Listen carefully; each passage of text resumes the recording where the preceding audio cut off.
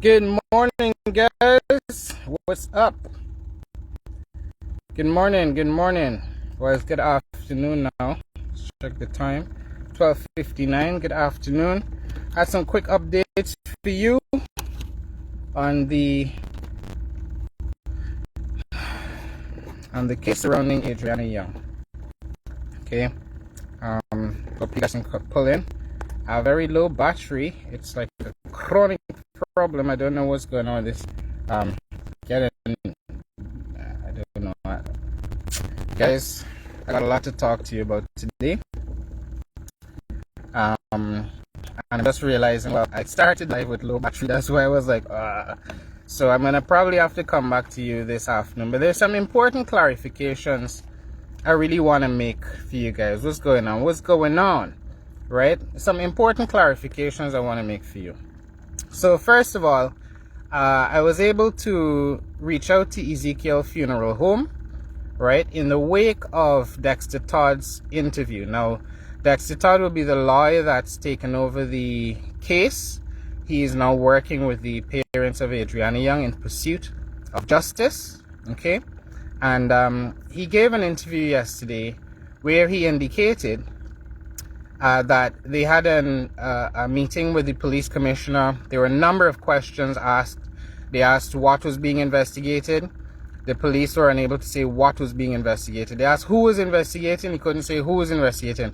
Now, the police would have offered certain clarifications back and forth. I'm going to really spend a longer live on this. But right now, I wanted to cover something that's been troubling me, right?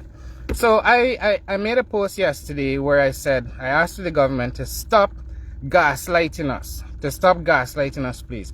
You will note in my post yesterday, I have at least 5 or 6 clippings where it was made clear that it was communicated to the public in no uncertain terms that Adriana's body was in an advanced state of decomposition, right? When I called Dr. Caleb, he denied that he ever spoke to me about this thing. Then he admitted he spoke to me once I posted my receipts. And in that call, he had told me even that Adriana's skin was peeling off, right? He said it was so badly decomposed. When I spoke to the lawyer, Darren Wade, he had told me that Adriana was bloated on the autopsy table. Now, I will forgive Mr. Wade somewhat because he is not a medical doctor. He's not a trained healthcare professional. And he did reference at many points that he had untrained eyes. So he would definitely have been relying on persons like Dr. Caleb, who confirmed the body was in an advanced state of decomposition. Her skin was peeling. Well, we all know by now that Dr. Caleb lies. I didn't know that he came on a live to say I was his patient. And he was treating me for substance abuse disorder and mental health problems. That's a very serious defamatory claim to come from a doctor that never met me one day in my life. The first and only conversation I've ever had with Dr. Caleb was the day after the autopsy. Now, I believe the nation owes Ezekiel Funeral Parlor an apology. Also, Dr. Nihal Singh, but I'm going to get to him just now. Let me explain myself. So when I spoke to Dr. Caleb and he repeated this claim that the body was in an advanced state of decomposition, I said, that just blows my mind. I called other doctors. I made contact with another pathologist. Like I told you, this is a team effort here. We have a team behind the scenes that are working on this. Normally when I'm covering potholes and stuff, I make unilateral decisions. I move wild on my own. I mean, like this pothole, blah, blah, blah. I go and do my own research. This here, I'm also taking guidance from people. We have meetings, we consult with each other to make sure we're all on message and we're communicating very clearly what Adriana parents want, right? So it was strange to me, that just a few days after this girl was taken to the funeral parlor and the autopsy was ready, that her body was in an advanced state of decomposition. Everyone, even the president, was reporting that. And it prevented them from telling us her time of death.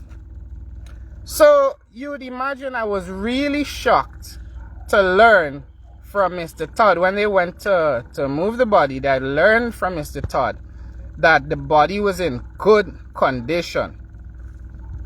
That blew my mind. Which means they're supposed to be able to tell the time of death. But everyone related came to the public and told us lies. And where else would the body decompose into an advanced state but at Ezekiel funeral parlor, which is where it was kept? So it blew my mind to know that the body was in good condition. I was so caught up in this lie, I had to see for myself. Right? The team shared with me an image I cannot share with you, and I will never. Right? But they shared confirmation because I was so caught in Dr. Caleb's lie. And the lie, look, go and look, type advanced state of decay and see how many articles popped up where they tried to tell us this girl's body was so badly decayed they couldn't tell time of death. I've seen for myself. I know what Adriana's body looks like right this very minute. Almost perfect condition. How could you not tell a time of death? Additionally, whatever those white marks were, there was some, there was debate of what is the chlorine or whatever. Guys, this I'm going to talk to the lawyer first to know if I can, later on this afternoon, if I could talk about that in the live. But something unnatural has happened. Okay? Something untoward has happened. Her mother would have reported. Kaitro News is the only newspaper. Big up yourself, Kaitro News. They're the only newspaper that did accurate reporting after the autopsy. You'll see that they indicated the mother believed that the cotton wool was removed. Even the mother, the father, everyone knows there was cotton wool in the child's nose. Even Dr. Caleb agreed with me there was cotton wool. Yesterday I see a statement from the police basically kind of indicating that this cotton wool thing should be put to rest, and they check and found residual froth in her nose. And basically any speculation otherwise, it sounds like it's going to be malicious or will be charged with public mischief. Public mischief is telling us the body was in an advanced state of decay and get everyone to think something untoward happened at Ezekiel funeral home. That is public mischief, right? Who's going to go down for that? So the nation owes Ezekiel funeral home an apology. I hope they sue all of the newspapers and the doctor that came to us as professionals and experts to tell us that that was the condition of the body, because it changed the public perception of the funeral home. We naturally started thinking, and you will remember in a number of lives, I asked the question, I said, did something go wrong at Ezekiel funeral home? Were they asked to turn off the freezer? Did any of that happen? Legitimate questions based on what the government have been telling us. And now that has been proven to be a lie.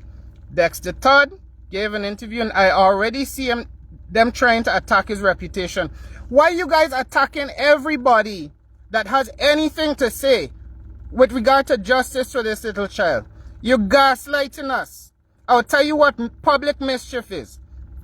Public mischief is coming to the public and telling us you intend to have a full, thorough, comprehensive investigation. And when the public join you, when they go looking for evidence, they start talking about the case, they're trying to dig up details that might be pertinent to help you guys, you attack them. That is public mischief. You guys don't call me during the live, please. That is public mischief, guys. Don't do that. You're gaslighting us. That's public mischief. Public mischief is telling us that supporters of Adriana Younge went and did some race attack and threw acid on these people and the children and these two Afro-Guyanese boys, and not coming back to say it's the lady husband that in jail. That's what has been circling around, and you have not come back to confirm that those two boys you post on the pictures on the bike in jail for the last 2 years. They can't even be on the road to commit this acid attack. Nearly throw the nation into an ethnic conflict and a race war. That is public mischief. Public mischief is Dr. Caleb posting from the hospital that people are going to storm it and they might have to cancel the autopsy while nothing was going on outside. That is public mischief. Public mischief is Guyana Daily News, daily publishing fabrications and no charges. That is public mischief. You clearly victimizing, targeting. Why else? I've been doing videos like this for years. It's only this case here now. Somebody sent me that there's a bounty on my head and people looking to shoot me and kill me, to silence me for speaking out about this thing. You're gaslighting us. You're telling us you want justice. But those of us crying for it, you come in to attack us, to threaten us, to lock us up for terrorism and public mischief and these things. What's wrong with you guys? I detest that the police are being used like tools. Like tools. Now let me make some clarifications on Dr. Nihal Singh. My understanding, and I'm going to do a longer video later today. I know you guys, you like me posting my receipts. I collected all of them, right? To show that it was reported on the day that Adriana's family were not happy with the autopsy, because only Kaicho News did proper reporting. Though all the state press said they were happy. Kaicho News interviewed her directly. She said she was not happy with it. She said the cotton buds were removed. She thought it was either at Ezekiel or somewhere else. So I sought clarification from Ezekiel. They're the only parlor on the West Coast, to my knowledge, that they can do autopsies there. So Dr. Nihal Singh visits that facility from time to time. And yes, indeed, he would have been in the room. I was told he was close to the cutting area. And Adriana's family, you know, were there monitoring. They were naturally sensitive about their child. But the girl was taken there in a bag, a body bag. And it was noted that it's not a normal body bag. That body bag, and I'll leave that up to Mr. Todd and the other experts, that body bag was not the normal one. And, you know, there's some questions as to why the police used that particular one. But regardless, it was taken to Ezekiel in sealed condition. And yes, Dr. Singh entered the room, but there was a lack of clarity with the family. They just saw him enter the room, but he was not doing work on the body. I got that clarification. Like I said, we're not out here to defame anybody. I communicated to you exactly what I heard from the family. But this is a clarification from Ezekiel Funeral Parlor. Yes, he was there. Yes, he was on the scene. But they had other autopsies and the like to do. The bishop that's in charge of Ezekiel, I had a conversation with him. I think he's a very trustworthy man. I tried to reach out to everybody connected. Once I realized that we were being lied to, so I tried to go to the source to find out the information. So there's no way this funeral home should have been thrown under the bus, because you led all of us to believe something improper happened there. Where did these cotton buds disappear? Ezekiel Funeral Home maintains that the bag, the body that the girl, how she arrived is how she left, right? So the police took her from Doubleday, and she was taken to Lenora Cottage Hospital, where she spent about 2 hours, right? So the search is narrowed there, because we must always keep asking questions. So once we ruled out Ezekiel Funeral Home, we know that perhaps the cotton wool was removed somewhere else. And this attempt to replace cotton wool and turn it into froth is interesting. The attempt to turn a perfectly good body into an advanced state of decay is like you're trying to create an impression for us, right? And once we point it out, it's the epitome of gaslighting the population. This thing is so upsetting and frustrating. How much more? We are citizens and we feel traumatized. I feel traumatized by what happened. I do. I lose sleep over this shit.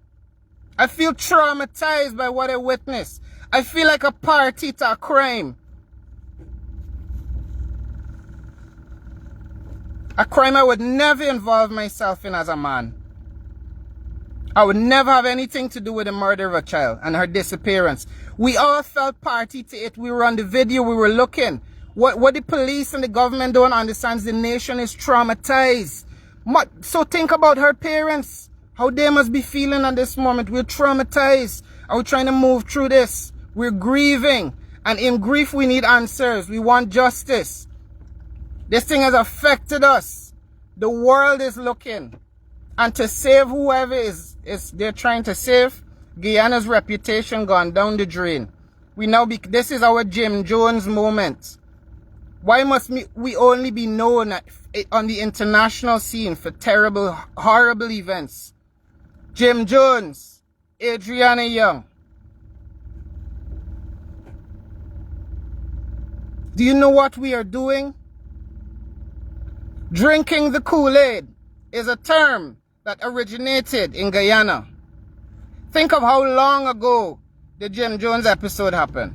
People don't remember certain things, and this is horrific. We're trying to control the narrative at home, probably for political purposes, But you don't realize the world, nobody in the world is buying your story. Nobody is buying it. What are you going to do? You're going to charge the whole world for terrorism and public mischief? You're going to charge everyone in the world that wants justice for this girl? You're going to send death threats to everyone? You're going to kill all of us? How many bodies have hit the ground since this girl died in her name that did not have to die? If her family were only allowed in at the right time, to search thoroughly, to get the help needed, police were mobilized, if sniffer dogs were on the scene, post haste to find that girl, and she was found alive, there would be no protests, there would be no burning, nobody would have gone into the street looting. Y'all wouldn't have to come to us and make up some stupidness about Afro-Guyanese boys coming to throw acid when you know that was not the case. All this trauma and this violence, police shooting at people, a man over the river, they had a fire at his roadhead. He went and peep. Police see him people and start busting shots. I told you the other day they were running through people's yard shooting. Well, there's one of the people that was running through shooting at. Busting shots, he had to fling through a yard. He didn't do nothing. The next man gets shot up in his back. Got pellets in him, lodging his skull and all over. I post him up, people say, oh, he's a church boy. The man didn't do nothing. I told you, let the hooligans and criminals go down, but sometimes I come and tell you about innocent people. That's blood, innocent blood on their hands. The man has pellets lodged in his body, not feeling good. You don't know if they're going to push up. You're going to have a surgery now, then a cosmetic, then a general surgery. Right? He went to report it. He got shot in Agricola. Well, Macdoom actually, he's living in Macdoom. Got shot close to his own yard in Macdoom, down the street. Went to Agricola, went to the police complaints authority. They sent him to make a report at Agricola. He went to Agricola to make a report. They sent him to Brickdam. Brickdam sent him to Rumville. Rumville sent him back to Brickdam. Oh my God, man. What's going on with our country? And the way y'all using the police force, as much as y'all hate the police, I know a lot of y'all hate the police force. I'm promising you, not all the police in the force are corrupt. The police need to be able to operate independently as set out in the Constitution. How are you going to work in a system where it's always political interference? People always calling you, telling you what to do. You could lose your job. You'll be on the breadline tomorrow. Police more frighten police than the public frighten police. Because they know what is going on. They know the kind of things that's going on in there. The good ones can't catch a break. Right? And the police force has also been thrown under the bus here. I'm sure you give those men and women a chance, an option, a lot of them would not have participated. They were sent there on orders. And now they have to fight and cover their own tracks and trail. They're now cleaning up other people's messes. The man for the hotel, we still don't know his name. It's not published. We just hear hotel owner. When y'all publish my name, you just be like, owner of bees? No, you just put Francis Michael Bailey. We still don't see this man name published. My phone ringing down, and I'm here to do a job. But I had to make this. You got mad bees. I come to move today, but this is buzzing in my head. Y'all apologize to Ezekiel Funeral Home. The state needs to apologize to Ezekiel Funeral Home for throwing them under the bus. I hope the clarification, this is an important clarification because the family don't know who they could trust. You understand? So I will confirm, at least my belief,